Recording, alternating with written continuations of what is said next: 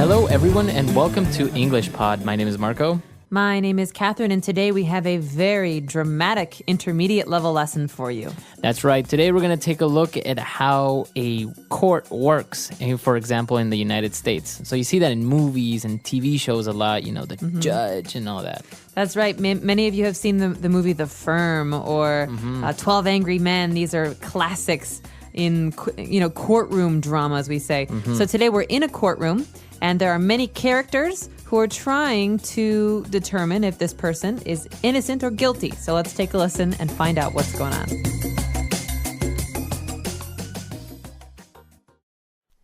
Your Honor, ladies and gentlemen of the jury, my client, Robert Malone, has been accused of a crime he did not commit. The prosecution has accused my client of being a pickpocket. I know we have heard the testimony of many people here today. People who claimed the defendant, my client, stole their wallets. I feel sorry for these victims. I really do. But my client is innocent. Let's look at the facts. Number one, these so-called witnesses did not actually see the defendant steal anything. Number two, when the police stopped him, he did not have any of the stolen wallets. There is no evidence. Therefore, ladies and gentlemen of the jury, I ask you to think carefully before giving your verdict. Look at the facts. Look at the evidence. My client is innocent. Ladies and gentlemen of the jury, have you reached a verdict? Yes, Your Honor. Our verdict is not guilty. Thank you so much. You were great. Thank you for all your hard work. You're welcome, Robert. I knew you were innocent, so my job was easy. Take care of yourself, okay? Thanks once again. Hey, where's my wallet? All right, we're back. So you probably heard a lot of technical words that are specifically related to the courtroom, to lawyers, and the laws. So why don't we take a look at some of those now in Language Takeaway. Language takeaway. The first language takeaway we're looking at today is all about people. So people you will find in a courtroom. Who's the first person on our list, Marco? So the top person would be the judge. Judge. Now, you didn't really see this word judge in the dialogue, right? You did hear, though, the phrase, Your Honor. Your Honor. So, Your Honor. So that's how you talk to a judge. You always add Your Honor before it or something That's like right. So, we say Mr. President when we're talking to Barack Obama. But if we're talking to a judge, he's a special person in American society. So we call him or her Your Honor. Your Honor. Okay. All right. Your Honor, the judge. That's our first person. Okay. Who else do we have? So we have the judge, and now we have a group of 12 people who will ultimately decide if the person is guilty or not. That's right. So these people are normal. They come from all different parts of society, and they will decide what to do with this person. Is he guilty or is she innocent? This group is called the jury. Okay. So the jury is a group of normal citizens who will listen to both sides of the story and will then decide if the person committed the crime or didn't commit the crime. That's right, a jury. And the big question is, who's fighting? We have two sides, someone who's upset and someone who is defending themselves. The person who is upset, this is the prosecution. Okay, so the prosecution has a group of lawyers that are called the prosecutors, right? That's right. And they're trying to prove that that person committed the crime. For example, I say that Marco burned down my house. I go to court, I say, I am the prosecution. I want him to pay me for my house. So I'm the prosecution. Okay, so you're trying to not only prove that I committed the crime, but also trying to get me to pay for the damage that I caused. Exactly. So in this case, the prosecution says, this man stole my wallet. He's a pickpocket. And who's the pickpocket? Or maybe the pickpocket. Who's the other side of this? The defendant. Defendant. Think about the word here. To defend is to stand up for yourself, to protect yourself. Right. So the defendant says, listen, no, that's not true. I am not a pickpocket. I didn't do that. So we have the prosecution and the defense. Okay? And the person who might be guilty, the person who did the thing or didn't do the thing, is called the defendant. Okay. So in your example again about the crime that maybe I burnt your house down or I didn't, I would be the defendant and my lawyers would constitute my defense. Yeah, they are your defense. Okay? Okay. So very technical words, but the important thing to remember here is defendant. All right. Good. So now we have one key element that is also a person. We have the witness. All right, so the basic idea, like you said, is we have to tell a story. My story is that you burned down my house. And you say, no, I didn't. Prove it. I say, I can. Someone saw you with a lighter. Okay. And so this person is my witness. That means that he or she saw what happened. So someone who sees a crime is a witness to that crime. Okay, very good. So a lot of people are in the courtroom. A lot of things are happening. So I think we should listen to the dialogue again. And we'll be back to look at some more words on Language Takeaway Part 2.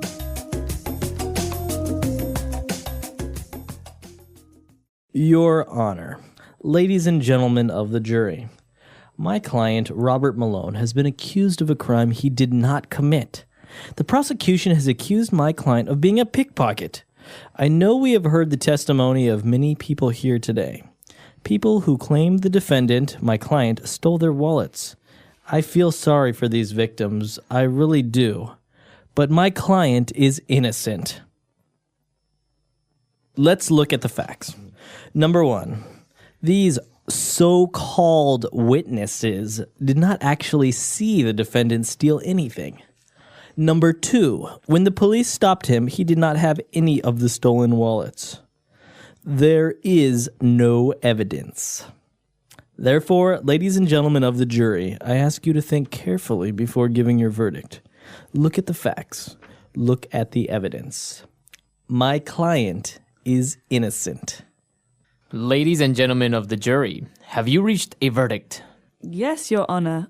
Our verdict is not guilty. Thank you so much. You were great. Thank you for all your hard work. You're welcome, Robert. I knew you were innocent, so my job was easy. Take care of yourself, okay? Thanks once again. Hey, where's my wallet? I love it when we do this. So many words, so much language to take away. That's right. So now we're going to take a look at the second part of Language Takeaway, where we have another set of 4 words that we want to take a look at. Language takeaway. All right, the first is actually 2 words. We have 2 opposites, okay? So you said earlier, the jury has to make a decision.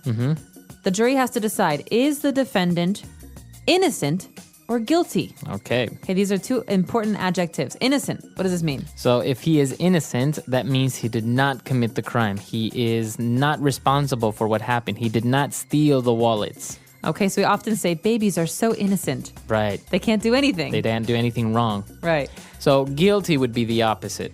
That's right. So usually when someone is guilty, they're sad, they feel bad, you want them to pay you. And they go to jail. Yeah, in bad situations, they go to jail. If you burn down my house, of course you're going to go to jail. Right. All right, so guilty means you did a crime. You did a bad thing. So we talked about the prosecution and the defense of the defendant. And what happens is they also present some key elements that will prove if the person is innocent or guilty. And those elements are called evidence. That's right. So back to this idea, we tell a story. Maybe a witness can help us tell our story. But as you say, evidence is stuff. It's things. So in the case of the house, I could say you have matches and you smell like smoke and oil. This is evidence for me to use to show that you are guilty. Right. So in this case, do we have any evidence? There's no evidence, says the defendant. Right. All right, so evidence is proof. It's proof. Physical proof. Yeah, and most of the times when you see movies or TV shows, they will find I don't know, like maybe a fingerprint, that's evidence, or somebody's glasses. A cell phone. Exactly. All right, so evidence. This is very important when you want to build a case. Finally, at the end of a trial, we have a verdict. Now, what is a verdict? So a verdict is a final decision or a conclusion in which the jury says, yeah, the person is guilty or he's not guilty, he's innocent. So we use this word usually to reach a verdict. The jury reaches a verdict. Now, it's interesting why we say to reach, because a jury is not just one person. A jury is many people. And so these people have to decide together. They have to argue. They have to make a conclusion that everyone agrees on. And this is to reach a conclusion, to reach a verdict, because they have to travel there. They have to go together and figure it out. Right. That's very, very important. So the jury reaches a verdict. And we did have one other phrase that's very interesting. It doesn't quite fit with the other ones. We heard this phrase from the defendant. The lawyer says, so these so-called witnesses didn't actually see anything. So what is so-called? So he's being sarcastic when he uses this phrase, so-called, right? That's why even his tone changes, these so-called witnesses. So it's a way of expressing sarcasm. He's saying they say they are witnesses, but they're not really because they didn't see anything. Right, so so-called means you say that they are, but they're not really. Right, I could also say, your so-called lawyer thinks he can help you, but he can't. right, That means, I don't think your lawyer is very good. I don't think he's a real lawyer. right. Or sometimes people say, my so-called friend stood me up last night. Oh, So so it's not really a friend. He's not really a friend, exactly. So-called. All right, that's another good one. Let's listen to this dialogue one more time. Really think about some of the words you heard today, and we'll be back in a moment.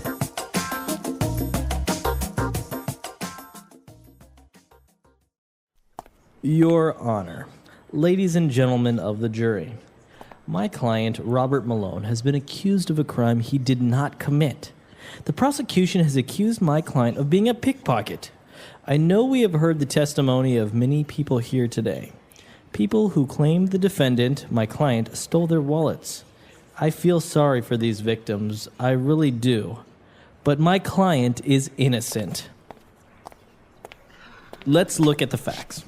Number one, these so-called witnesses did not actually see the defendant steal anything.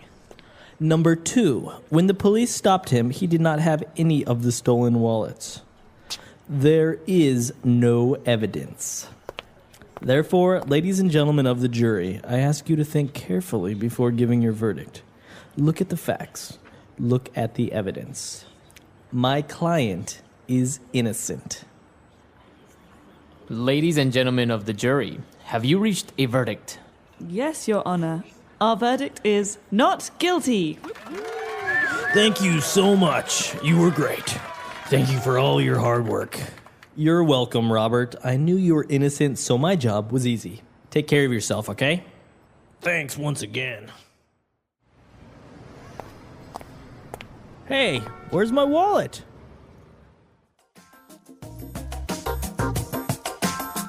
All right, we're back. So now a very interesting situation with the courtroom dramas. And I've heard that all the people in the jury have to agree in order for them to reach a verdict, right? So if one of them is not convinced that the person is, for example, guilty, then they have to keep on deliberating. That's the word, right? That's right. So basically, the jury is always alone in a room. Maybe they have a guard, but they're not supposed to talk to journalists or friends of the defendant or anyone because their decision is supposed to be pure. And so they talk, and sometimes it takes 10 minutes. Everyone agrees this person is guilty or if this person is innocent. But sometimes they don't agree, and it can be 1 day, 2 days, a week, 2 weeks, a month trying to decide what to do. I remember in the O.J. Simpson case, the jury took a long time to figure out what they were going to do. And now, we said that the jury are common citizens. They're normal people. So what happens in their jobs, like if they can't go to work because they're doing this? Well, in America, this job is called jury duty. And so someone will send you a letter, and they say, listen, you need to come do jury duty. And you help be a part of the jury. And your job, they can't make you come because this is a service for the government. And so it's above everything else. It's above. You get your normal pay. There's no problem. You just don't work. Okay. So they can't fire you if you're in jury duty for like 5 days or a month or whatever. No, they can't. That's illegal. Wow, that's really interesting. But a lot of people I've heard don't like to go to jury duty for some reason. Is it tedious? No, probably very boring. I've never done it, but it's probably very boring. I would imagine so. All right, well, that's a very interesting topic. I'm sure in your countries, laws are handled differently. Maybe you don't have a courtroom. Maybe you have, like in England, people wear wigs and black robes. So let us know how it works in your countries. We'll see everyone at our website, englishpod.com. And of course, if you have any questions or comments, you can leave those there as well. See you on the website, and happy studies. Bye everyone. The English Pod Audio Review. Listen to the meaning, then say the vocabulary word. Succeed in making the finding of a jury in a trial. Reach a verdict. Responsible for doing something bad. Guilty. A respectful title used to or of certain judges. Your Honour. A body of persons sworn to judge. Jury. To charge someone with a crime. Accuse of. To do something, usually a crime. Commit. The lawyers against the defendant. Prosecution. One who steals from pockets. Pickpocket. A declaration of truth or fact. Testimony. The person being sued or accused. Defendant. People affected by a painful or sad experience. Victim. Not guilty. Innocent. Refer to something that is not suitable. So-called. Something that shows the thing is true. Evidence. One who is called on to testify before a court. Witness. Let's try that faster. To do something, usually a crime. Commit. A body of persons sworn to judge. Jury. Refer to something that is not suitable. So-called. Responsible for doing something bad. Guilty. A declaration of truth or fact. Testimony. One who steals from pockets. Pickpocket. The lawyers against the defendant. Prosecution. Something that shows the thing is true. Evidence. To charge someone with a crime. Accuse of. One who is called on to testify before a court. Witness. The person being sued or accused. Defendant. Not guilty. Innocent. Succeed in making the finding of a jury in a trial. Reach a verdict. People affected by a painful or sad experience. Victim. A respectful title used to or of certain judges. Your Honour. Now say the word and hear it in a sentence. Accuse of. Martha accused me of stealing her boyfriend. Accuse of. This man is being accused with murder. Accuse of. The teacher accused the students of being lazy. Testimony.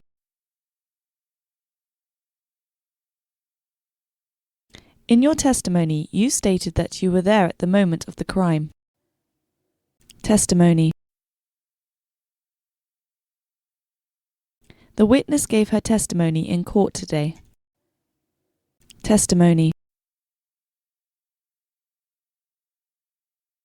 The judge discarded her testimony since it was inaccurate.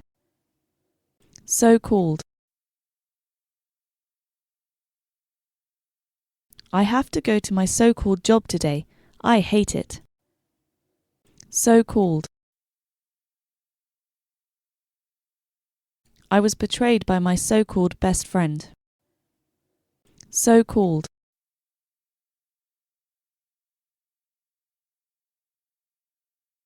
My so-called supervisor makes me do all the work while he is on the phone all day. Reach a verdict.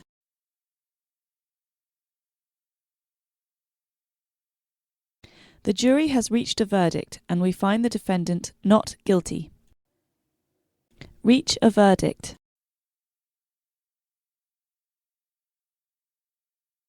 We disagree with the verdict and will appeal to the court's decision today. Reach a verdict. The judge still hasn't reached a verdict in this case. Evidence. There is evidence of life on Mars. Evidence.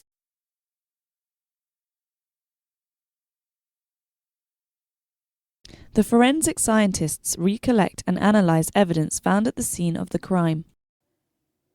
Evidence. There is no evidence that proves your theory.